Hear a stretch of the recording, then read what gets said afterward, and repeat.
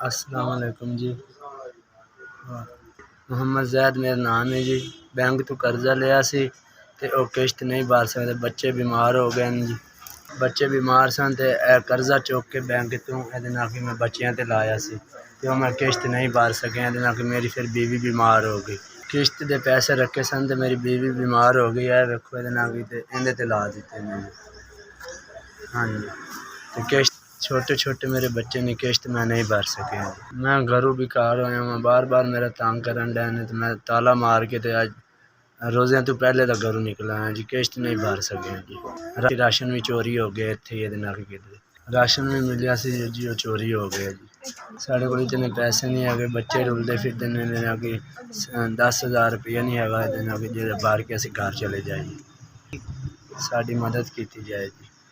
10,000 रुपया रखा सी, मेरी बीमारी की वजह तो असीं ला बैठे हैं, तो हुण असीं घर नहीं जा सकते। किश्त वाले बार बार तंग कीती जांदे ने, साडी मदद की जाए।